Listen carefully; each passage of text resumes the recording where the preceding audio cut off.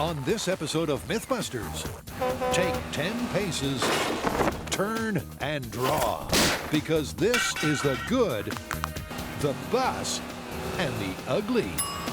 First, Adam and Jamie fire up an Old West classic. Huh, that is scary as hell. Can you shoot the gun right out of the bad guy's hand? Dang. Then Jesse, Keanu, and Sandra ramp up the action. Kill it, kill it, kill it, kill! To find out, can you really jump a bus over a gap in the freeway? You do not want to miss this. Who are the MythBusters? Adam Savage. Whoa! And Jamie Heineman. Are we going to try and shoot him in the head? Between them, more than 30 years of special effects experience.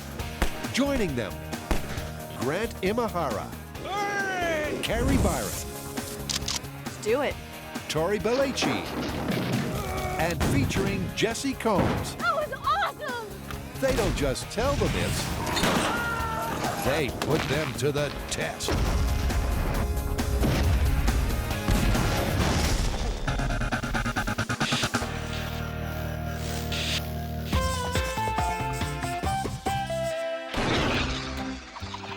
Jamie, I'd like you to cast your mind back to your days in the Old West. Okay, supposedly there's a cowboy myth from back then that you could disarm an opponent with your pistol without harming them. You mean you can shoot a gun out of their hand? Exactly. I was wondering when we'd get around to that one. The time has come. Back in the Old West, any good guy gunslinger worthy of a sheriff's badge could supposedly disarm the bad guy with a single sharp shooting shot. But is this really possible? And would you really leave him and any bystanders totally unharmed? Mine may not be so good the next time. So, cowboy, since you were there, you want to tell us how it worked in the Old West? Well, there are two parts to this. The first is unarmed and the second is unharmed. Which do you want to start with? Well, I'm thinking, how much force can you hold on to a gun with? Let's make a plywood cowboy, give him the same amount of holding strength, and take some shots at him. Easier said than done, but we can give it a shot. So, first up, Quick Draw Savage sketches a plywood posse. And to give his trio of tangerine bad guys accurate handgun-holding abilities, Jamie knuckles down and gets a grip. This stuff right here is some of our favorite stuff to have around because it's like hook and loop, but it's actually hermaphroditic. It sticks to itself. Ah, perfect. Next, the team saddles up and heads on down to the range, the gun range. It looks great. An orange posse of trouble. We're gonna have to shoot their guns out of their hands. So I'm standing in the Chabot gun range, site of several other Wild West myth adventures by the MythBusters, including Son of a Gun. I think he did it. Gunslingers. Are you kidding me? And What is Bulletproof, both 1 and 2. This time, to answer the question, could this, the primary sidearm of the Old West, be used in a non-violent fashion? I.e., could you use this to shoot one of these out of your opponent's hand and disarm him? Hey, Adam, come check this out. What do you got? This is my human hand grip simulator. I love it. How do you want to test it? If you hold on to this gun Okay. and I yank it out of your hand and see what that feels like. All right? Feel like you got something? Yeah. I'll have you hold on to this thing just securely and I'll yank it out of there. And if I feel like they're the same, then we're in business. That's spot on. Really? Yeah. All right, let's mount it up and shoot at this puppy. Okay. The gun is placed in the bad guy's grip simulator as if midway through the draw. And with the help of a sharp shooting laser, Adam and Jamie take aim, ready to fire. Perfect.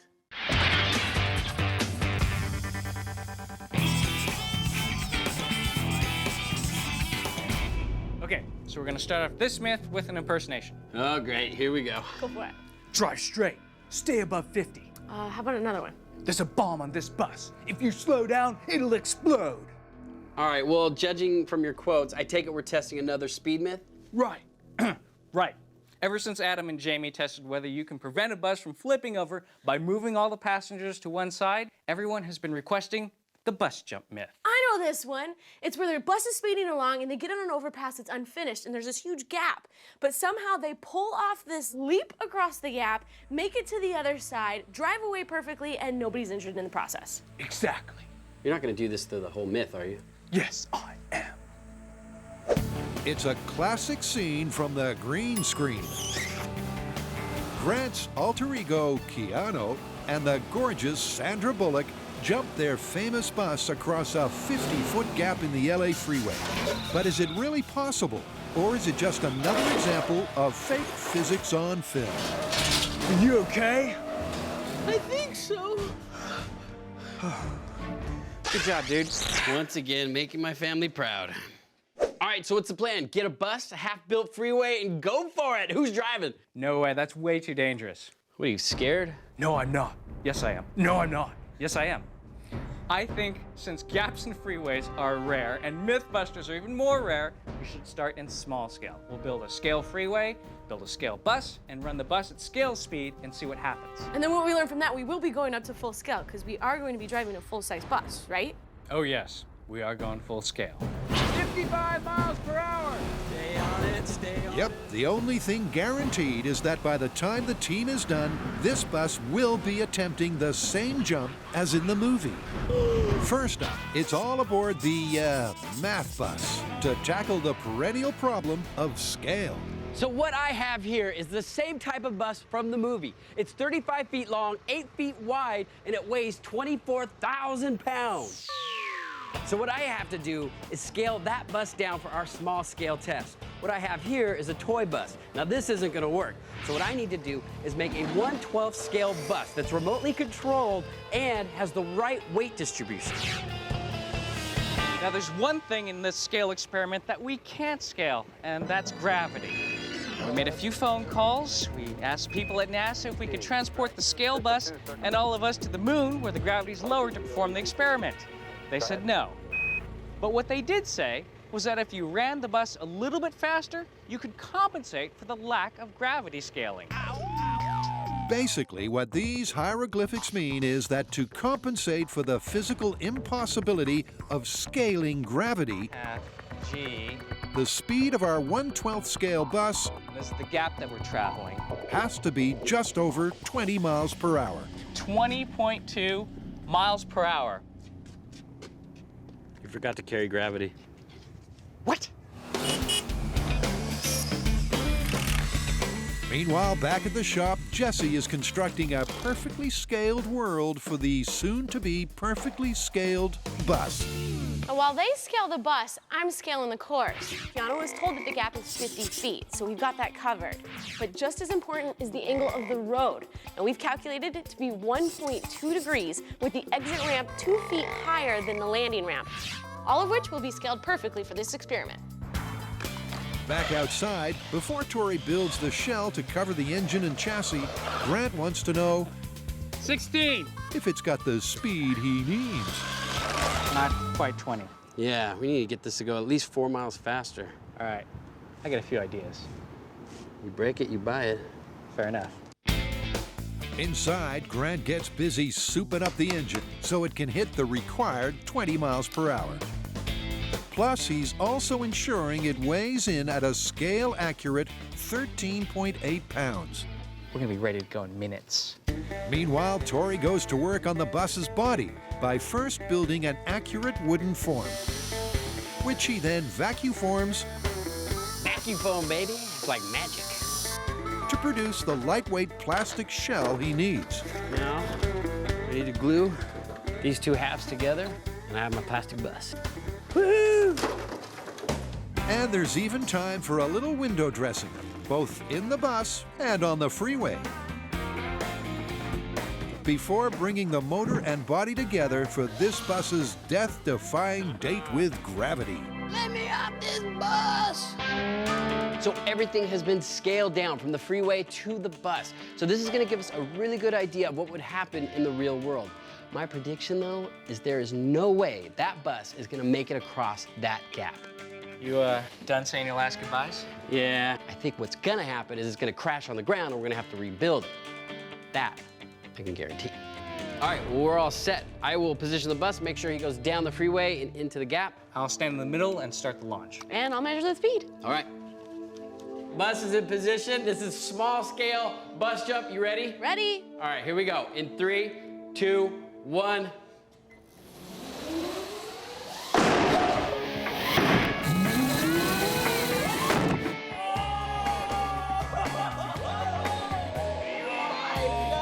But look it. It went way further than I thought it was gonna go. Yeah, but it still didn't land on the other side of the freeway. This myth is not looking good. Not at all. So for a first small-scale experiment, the bus missed the other end of the freeway by 2.5 feet. In scale, that would be 30 feet. That's a lot to miss by. Hey, look, Yeah. I survived the crash. I don't think we did. That's a shame. Yep, despite getting every detail down to size, including the required speed of just over 20 miles per hour, as soon as the bus left the freeway, it started falling. Go, go, go, go. And to prove the point, the guy set up for another test with the distance of the gap halved. All right, bus is in position. My prediction, we're not gonna make it. All right, here we go. In 3, 2, 1.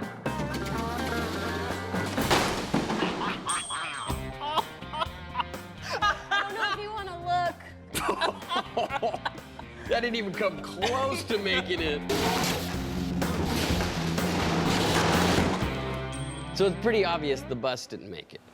Yep, as Benjamin Franklin almost said, nothing in this world is certain except death, taxes, and gravity. All right, we gave it the best possible chance ever. Everything was 12 scale, and we even half the gap, and it's still not working. Yeah, I mean, as soon as the bus leaves the freeway, gravity takes over and it falls. I mean, there is just no way this bus is gonna make this jump. Yeah, we would have had to shorten the gap to not much more than a pothole for the bus to make it. I think this part of the myth is definitively busted. Busted. But just because our small scale test was definitive doesn't mean we're gonna stop here. I mean, I know for myself, I'm not gonna be satisfied till I see this thing go full scale.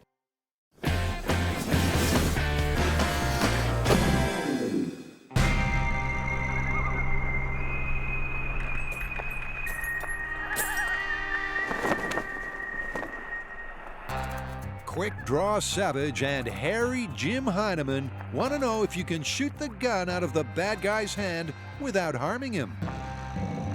And by testing 3 classic configurations, the draw, the shootout, and the hostage, we're about to find out. Here we go. Shooting the gun out of the hands. On the draw. 3, 2, 1. Wow, it knocked it right out. So it did. That might be a result. But it's a result in more ways than one. Some collateral damage. Because although he was disarmed, he was also harmed. Wow. That bullet went in all directions, or at least pieces of it did. It really did. That is terrifying. Look at that. That's a little dose of reality you don't see in the movies. Deadly shrapnel flying in all directions. Walking away unscathed is clearly not a given, meaning the myth is already looking shaky. But what's next? Right, here's a scenario. Our bad guy's actually gotten his gun out of the drawer and into a firing position. Shoot first. Our hero still has to try and shoot that pistol out of his hand non-lethally. That's what we're gonna try. On your mark. Shooting a gun out of a hand in a shootout position. 3, 2, 1. Right there. You seeing it?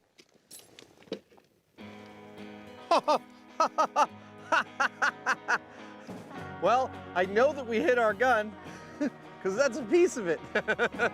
Let's go inspect. Dude, you see where I hit this? This is behind the chamber. In order to knock this out, I had to have fired down the cylinder. Pretty good shooting there, Tex. An interesting trick shot. But because the bullet didn't get full purchase on the gun, perhaps not ideal for this test. So, let's try that again. Shooting the gun out of the hand in shootout position. 3, 2, 1. I saw shrapnel go everywhere. Yep, shrapnel went everywhere. Oh! That is some nasty damage. And the gun stayed put. It didn't drop because the profile of the gun meant that there wasn't enough leverage, meaning this scenario is busted on both counts. Next, we are positing that he's pointing the gun at someone else, and we're going to hit it in the side. I personally have high hopes for this one. Shooting the gun out of the hand in the hostage position. Firing in 3, 2, 1. Success! Looks like it. No damage to the hand. No? I don't see any damage to the cowboy behind him either. No. In the hostage position, we can see that the bullet got caught squarely on the gun and delivered most of its energy. Nice shooting, inanimate shooter. That, in combination with the fact that there was a little leverage going like this as a result of that hit, meant that this actually came out of the guy's hand. So the orientation of the gun drastically alters the disarming outcome. But as for the unharmed half of the myth, well, there's a whole lot of lead flying around. Remember, if you're shooting the gun out of someone's hand, it's because you don't want to hurt them, and you definitely don't want to kill them. And our two cowboys here have sustained a lot of damage. Every piece of yellow tape represents either a graze, which would cut you, or a hit that really might kill you. We've got a lot of time to aim, more time than a cowboy would have. This leads me to believe this might not be the most efficacious method for disarming someone safely.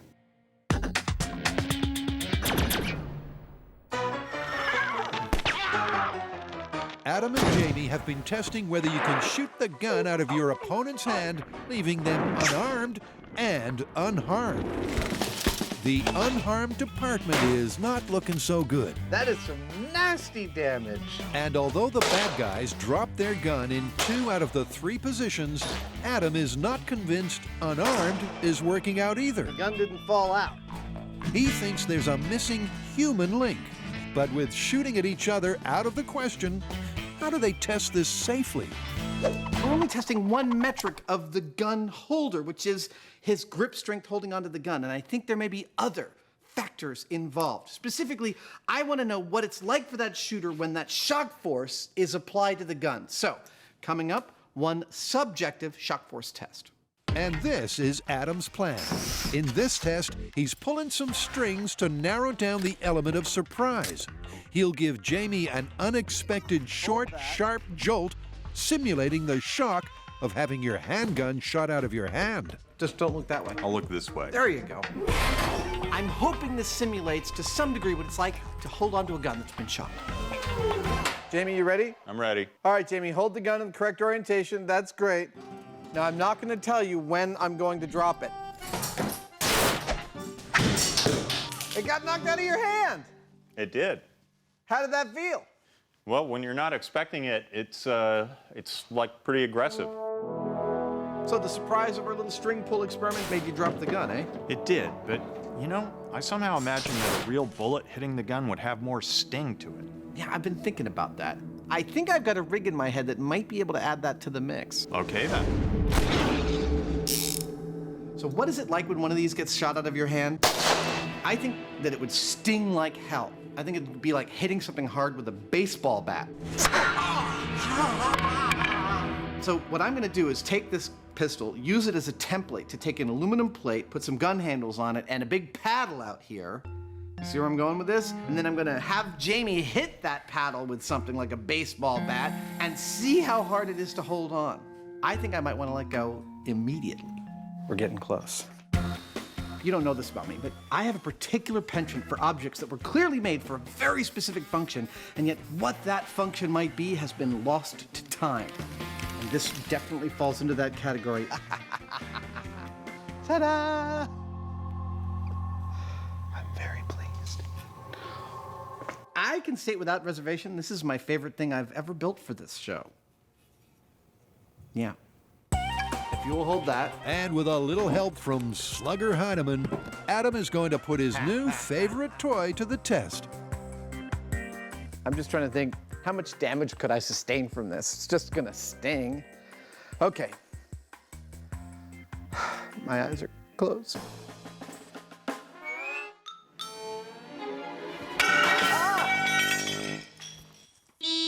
Wow! Ow! Yeah. No, there's no way you'd be holding on to that thing. God, that hurt. And here's how much it hurt in glorious, technicolored, 1,000 frames a second slow motion. Ow, that looks painful. Yeah, it definitely was a stinging, ringing sensation. Wow! Ow! The shock and the pain in Adam's face was really evident, and may I say also really satisfying. But how does that relate to a bullet hitting a gun in terms of energy transfer? Well, on the one hand, we have a bat, 800 grams. It was traveling 85 miles per hour, and that gives us a potential energy of 428 foot-pounds force. On the other hand, we have a bullet, 15 grams, traveling 613 miles per hour, and the potential energy there is 416 foot-pounds force. Those numbers are basically the same, and yet somehow I'm not going to be satisfied unless I get something really close to an actual bullet hitting an actual gun and one of us holding on to it. All right, so the question is, could the bus bridge the gap just like in the movie? I think we all know the answer. Nope. Yeah, you can't just switch off gravity the moment the front tires leave the edge. It's going down. And what you see in the movie is a special effect. Yeah, they get the bus to take off by using a ramp, and then with some clever editing, the rest of it's just faked. Yeah, but what I want to know is the central premise possible? Can you get a bus jump, just like the one in the movie, to actually happen? Great, so why don't we build a ramp, say as if there was just a pile of dirt sitting at the end of the freeway? Perfect. But since it's still too dangerous for any of us to drive the bus, even channeling the spirit of Keanu Reeves, we're gonna have to radio control full-size bus. Well, let's do it. Cool. So, as the small-scale setup clearly illustrated, the jump, as per the movie, cannot be made. But what if there was a ramp? What if the bus took off with a more realistic trajectory? Would the 50-foot jump then be possible? To find out, it's full steam ahead with the full-size bus. Come on board! Now, obviously, I'm not gonna be driving the bus when we try and jump it, and neither is anyone else. So the first job is to take the human element out of the equation. So I got my box of goodies. High torque electric motor, pneumatic cylinders, pneumatic valves, and servo controllers. Now the trick is to take all of this and replace the driver so we can control the bus remotely. Adam and Jamie have done this before, but that was a different bus, so I am starting from scratch. Grant is starting from scratch. It's always so easy in the movies. But he does have a working blueprint to go on. After all, Adam and Jamie did successfully flip their remote-controlled bus at 50. No guts, no glory. So, using Adam and Jamie's design, Grant will be steering and pressing the pedals from the trailing pickup truck. Now to press these pedals, I've got this pneumatic cylinder. So I'm gonna have one each for the throttle and for the brake. And it'll just be like this. And then the jump. Exactly like that. Except at the end it'll be like, yay, we made it! What you're not gonna hear is, oh my God, it's out of control! Because I'm gonna make sure that it doesn't go out of control. With everything almost under control in the remote control department, let's check out the ramp action. So this is how we're doing our ramp. We have a 40-foot container that we're cutting on a diagonal to the angle that we need for our bus to jump properly. Right now what we're doing is we're just cutting through the corrugated steel.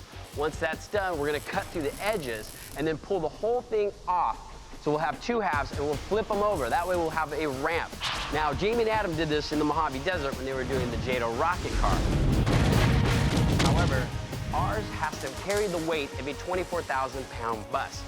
So we are gonna have to reinforce the inside of this with steel, so that way when the bus hits the ramp, the whole ramp doesn't just crumble underneath the weight of the bus. Sounds easy, but the team spends a long, hot, dirty day bracing and reinforcing the structure before they can move it to the runway for the final touches. Yo, beauty! So the first half of the ramp is loaded on the truck. It's going out to the runway. Once we have the other one loaded up, we still have to put the two halves together and then weld them and then skin the top with plywood so that the bus has something to run up. So we're here at the Alameda runway. Tori's flipping the first one over, and then we gotta put both of them together and then skin them so we actually have something to drive on, a solid surface. Wish us luck. Back at the shop, Rise! Rise! Grant's almost done.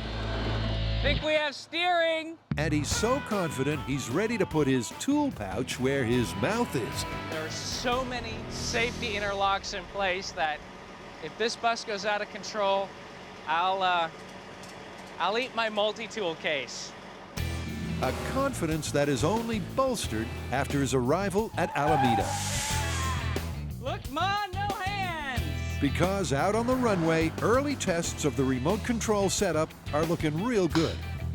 Yeah! Well, I hope Grant's having fun with his little bus. I think I'm getting the hang of this. Let's see what this baby does at 70. I can drive R2-D2. I can drive a bus. Over there, tinking around, staying clean, while we're out here welding, getting dirty, breaking our back, building this ramp. All right, maybe I'm a little bitter.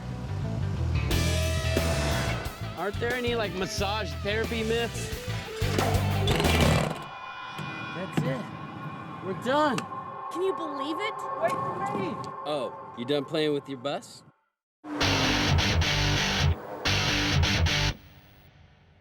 Jamie enjoyed disarming Adam. Yeah. But although the force of that hit is comparable to a bullet, they're not satisfied the subjective experience is the same. So without resorting to shooting at each other, an obvious no-no, Jamie's come up with an ingenious plan that will exactly recreate the experience. As we know, Newton's third law says that for every action there's an equal and opposite reaction. So if I were to make a gun that fires a bullet in the exact opposite direction that an incoming bullet would have hit it at, then my reaction, being the guy that's holding the gun, should be exactly the same. A double-barreled handgun that is the perfect embodiment of Newton's third law, that every action has an equal and opposite reaction.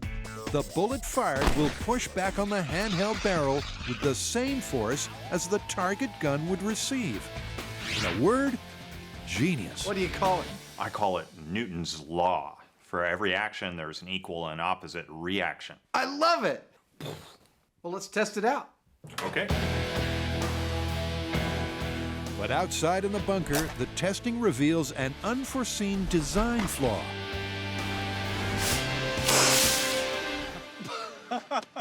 Oh, well, that's a little bit of a letdown. That's a lot of a letdown. It didn't work at all. Well, Newton's law may work, but this one didn't. Turns out that these bullets are only made to go off when the primer is hit, and they don't like to go off with a fuse. So I've got to go back to the drawing board. A subtle modification or two, and our gun guru soon gets a handle on the situation. Have you got a solution yet? Actually, I do. You're going to love this. It's simple.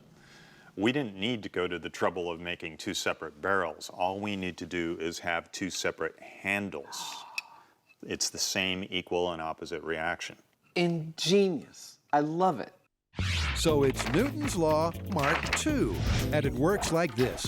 While holding the handle, the real gun is fired remotely, imparting an equal and opposite force of the bullet to the hand gripping the handle. Genius. Again. And back down at the gun range, Jamie's design has got Adam's entrepreneurial juices flowing. Ladies and gentlemen, I have a special surprise for you today. From MythBusters Labs and Heinemania Industries comes a mix of Hoosier ingenuity and total insanity. I bring to you the Heinemann Roulette 6000. Yes, with this gun, not only can you play the most advanced game of Russian roulette ever devised, but every shot is a surprise, keeping life on the uncertain footing it was always meant to be. Buy yours today. Welcome to the Myth Bus 2. Step on board. Whoa. In an attempt to find out if a bus could jump a 50-foot gap in an elevated freeway, Tori, Grant, and Jesse are about to launch this remote control bus off this ramp. But please, read the small print. All right, so there's something that we want to make very clear about this ramp. If you watch the DVD extras, you will find that they actually had a ramp with a pneumatic kicker at the end to help give that bus a little lift and distance that it needed to make that gap. Well, we're not trying to recreate movie visual effects here. We're trying to give you a real-life situation, as if there just so happened to be a pile of dirt or sand right at the end of the road. First up, the guys who have a turbulent relationship with remote control runaway vehicles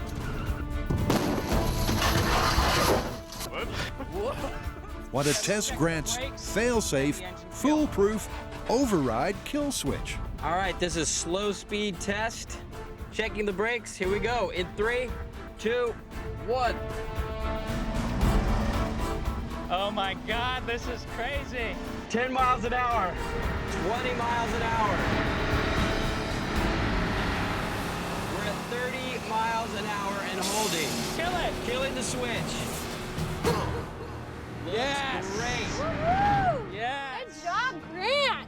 So, unfortunately, no runaway vehicles today. So what's next? All right, so we can stop it, but the thing about it, though, is in the movie, the bus got up to 70 miles an hour. How fast can this bus go? As a matter of fact, I have no idea. Well, let's test it. Of course, the speed at which the bus is going as it hits the top of the ramp is crucial. Let's find out what she can do. So this is full speed test in 3, 2, 1. Hit it.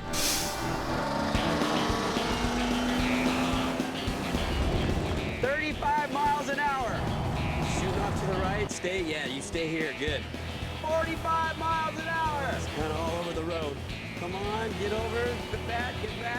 There you go. Good job. We're at 58 miles per hour. Looks like that's all she's got. With the bus swerving wildly and the speedometer topping out at 58 miles per hour, the guys call it Killing it. and bring the bus and top speed test to a stop. In the movie, their bus is going 70 miles an hour. Now, we just did a speed test with our bus, and ours was going more like 60 miles an hour. We did research, and we found out that these buses just aren't geared to go 70 miles an hour. So that might have been a little bit of Hollywood exaggeration. What? Hollywood exaggerating? The other significant result was the obvious difficulty Grant was having maintaining a straight course. And to help him out, Tori and Jesse are going to lay down some guidelines. Now, this is the starting line. And see the ramp way down there? That's about 3/4 of a mile away. Now, Grant needs something to help guide him, so I'm gonna spray a really long white line. What I'm about to do is paint a chute the width of the ramp. Now, this is gonna be our point of no return zone. Now, if the bus is not lined up with the ramp at this point, we're gonna abort the mission. Grant will have to steer the bus up the ramp and jump it to here. This is the distance of the gap in the freeway adjusted for the bus's slower top speed. So it's gotta land right here, otherwise it's not making the gap, right? Yeah, where's yours? A distance Tori That's where I think it's gonna land. and Grant predict they're going to fall way short of. But where exactly it'll land, there's only one way to find out. All right, you guys, this is it. The final experiment for bus jump. I am so excited. How you feeling? I'm all right. Are you I'm sure? a little nervous, but Dude, you're gonna be great. A little nervous is an understatement. With days and days of work, all leading to this one final test, Very nervous. nerves are on edge and frayed. Never seen him so jumpy. So this is the real deal. I mean, we are going for it. There's no more scale models. I mean, if we don't hit that ramp, this is like totally ruined. We only have one shot at this. All right, so this is the real deal. This is full scale bus jump. There's no turning back now. You guys ready? ready. We're ready. All right, let's do it. Ah, here we go. Let's get that bus to jump. Further back there, I think. Good. 20 miles an hour. 30. Kind of all over the road. Better though. Get in the center, get in the center. There you go. There's your line right there, buddy. Right there. 35 miles an hour. 40 miles an hour. Come on, get over, get back, get back. There you go. Good job. We're at 50 miles an hour. Kill it, kill it, kill it, kill, kill, kill. We are killing the bus. We lost control. That was close. Oh my God. Tensions are running a little high right now. We just did a first test, and Grant was all over the road. All right, let's reset. It's not looking good so far. I'm telling you, you do not want to miss this. So let's recap. We're testing the Old West myth that you can shoot a gun out of your opponent's hand, leaving him unarmed and unharmed. I gotta say, in the unharmed department, it's not looking very good. There's a lot of shrapnel created when a lead bullet hits a steel pistol. But in the disarmed department, everything we've been testing so far says that it's looking pretty good. But pretty good isn't good enough for us. It's time to put the finishing touches on this myth and finally put it to bed. Here's how it's going to work. Adam will be holding Newton's Law Mark II by the second handle. There you go. Like that. Jamie will pull the trigger remotely, maintaining that crucial element of surprise. Okay, Tex. If he blinks, shoot him. And the bullet will push back on Adam's hand with equal force to that of a bullet hitting the gun. First up is the draw position. In this scenario, I am just pulling my gun out of its holster when Sheriff Buster there takes a crack shot, hitting my sidearm on its top. From everything we've tested so far, I think I'm gonna drop that gun. Okay, the gun is hot. Understood. All right, draw position. Fire when ready, I guess.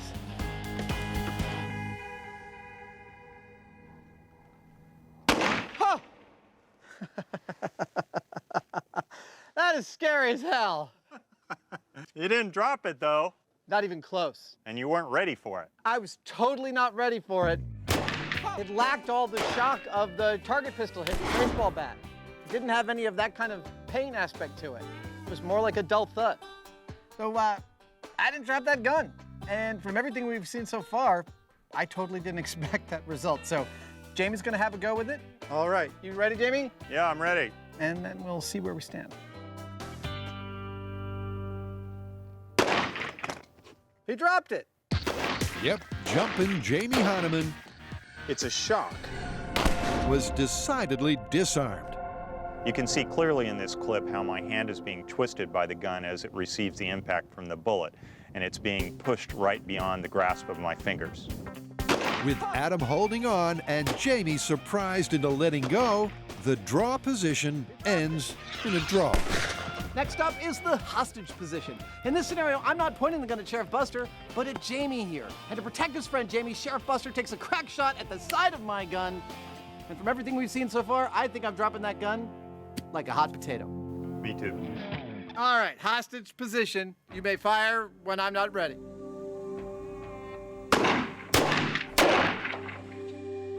I didn't let go. I noticed that. Admit it, you're clenching. I'm not clenching. You gotta have a turn. Your turn. Here you go. Interesting. Jamie's suggesting it's more about your mental and physical preparedness than the actual forces at play. Let's see. Mr. Heineman, in a hostage position. When's it gonna be? And he dropped it again. This is fascinating. What I'm seeing is that this isn't so much about the force that it takes to remove this gun from my hand. It's about the reaction that I have to the jolt that I'm feeling, and it makes me jump, and I let go. Editors, can I get a split screen, please, of that last test? Thank you. Now, you may be wondering, looking at this, why I'm holding on to my pistol while Jamie lets go of his. This could be explained by the fact that I endured so much pain holding on to the target pistol that I built while Jamie hit it with a baseball bat. Yeah, like that I'm inured to the shock and pain of this new rig.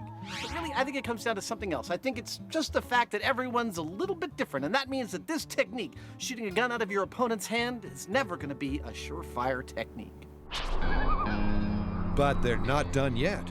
Sheriff Buster, Jumpin' Jamie Hahnemann, and Adam Clench Savage have yet to test the shootout position.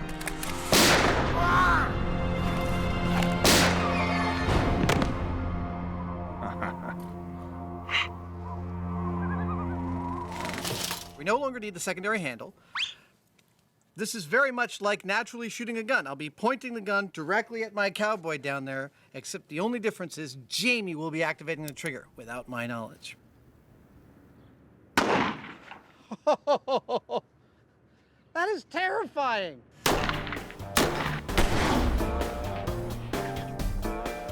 You still didn't let it go. No, I don't think I was putting too much pressure on it. I don't think I'm clenching.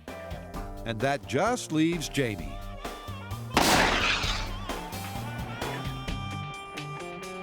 Yeah, I held on to it. I mean, it's funny. It shocks you the same way the others do, but it pushes itself deeper into your hand. Well, the gun is built to take force in exactly that direction. I think of all the shooting positions, this one's the least likely to be knocked out of your hand. So it's been a Russian roulette of results, but a result there is. It's clear from our testing that shooting a gun out of somebody's hand should be your very last option. For one thing, that gun is a tiny target, and you pretty much have to hit it on a bullseye to have any effect. Secondly, if you do hit the gun, the shrapnel or ricochets are likely to actually hurt your guy. So where do we stand with this one? Well, partner, I think we're gonna call this myth plausible, but far from a surefire way to disarm your opponent. But the idea that you could do so safely, totally busted. I agree. Let's go. So if you do ever find yourself in a Western duel, know this. You might be able to shoot the gun out of someone's hand, but chances are someone's gonna get hurt.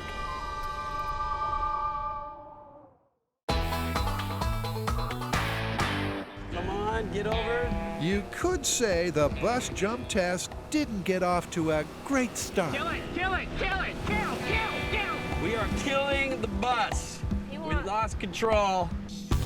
But it takes more than a wildly out-of-control remote control bus to stop the MythBusters. Hit it. Cue take 2. We're at 20 miles an hour. And so far it's... We are looking good. Looking good. but not for long. He's shooting off to the right. 35 miles an hour. 40 miles an hour. It's kind of all over the road. Come on. Over to the right. We're in. All right, killing it, killing it, killing it, killing it. It's kill. There goes. That's not good. Dang! And we took out the fence. That's an affirmative. A sudden loss of power to the steering sent the bus into an all-too-familiar obstacle. But there is good news. The bus is okay. Just a little fender bender. Not even scratched. Not the first fence we've taken out here at Alameda. Well, the kill switch worked. That's good news. What happened? Ran out of receiver battery. So we just lost control of steering and whatnot? Yeah. There it goes. I'm not eating my multi-tool pouch just yet. And I get to choose how I eat it. Maybe fried with a little bit of powdered sugar. While Grant contemplates a multi-tool pouch donut and replaces the steering servo's batteries, the light fades, forcing the team to abandon the runway. The following day, after a full systems check, there's renewed optimism in the air. We're back out here. It's a new day. I'm feeling confident. I'm so excited. We're gonna hit that ramp. Are we gonna make the distance? Don't know, but we're gonna hit that ramp. This is it. This is full-scale bus jump. This is not a drill. In 3, 2, 1, hit it.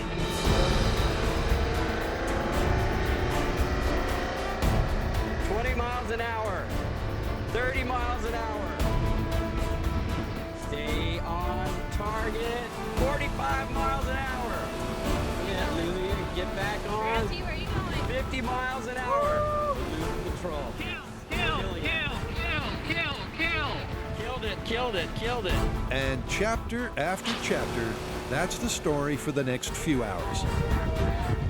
If it isn't down to the extreme difficulty of steering... Oh my God. Kill it. Oh my God. That could have been disastrous. It's a mechanical failure. 10 miles an hour. Killing it.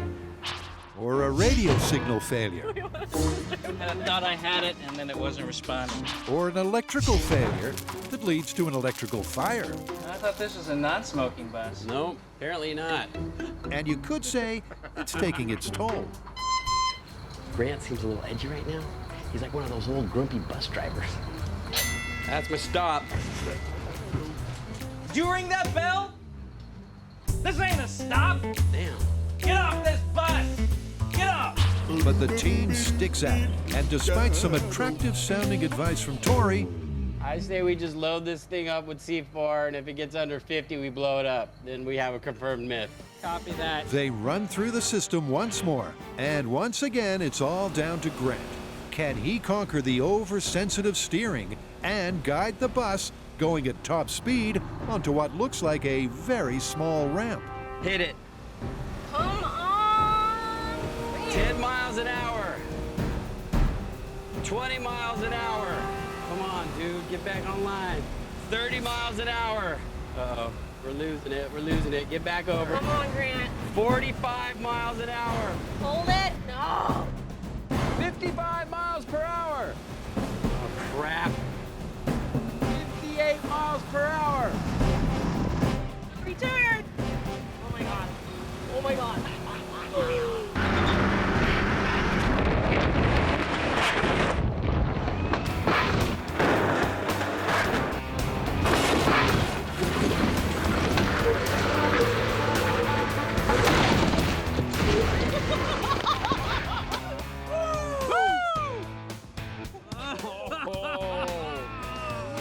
Well, ladies and gentlemen, I think that's it. That was crazy.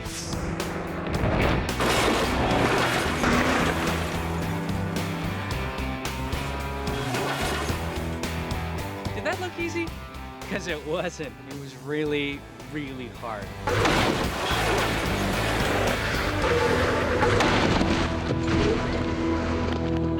The steering on the bus is a little tricky because you're following it. All you see is kind of the back end swerving, and you have to correct for that. Trying to keep up, keep correcting the bus, keep correcting it. And it got a little swervy right towards the end. But I saw the ramp coming up, and I made the last move to get us right on the ramp. Yes, hit the ramp, we caught air, and that's the important thing. Did the bus go the entire distance of the gap? No, unfortunately. Oh, okay. I think that is where the bus landed. Look at that impact zone. Ah, that thing is huge. The gouge is massive. Yeah, but I mean, look, this is our target distance. Dude, that's a long way. I mean, we didn't even come close. Not even halfway. And you know what? In the movie, they didn't have a ramp. Okay, the good news. Just like the movie, the bus, before hitting the safety barrier at least, was relatively unharmed. But here's the but. Even with a ramp, the bus failed by a long way to clear the gap in the freeway, which would have meant a tragic and very un-Hollywood-like end to the movie. All right, this one's looking busted. Busted. Busted.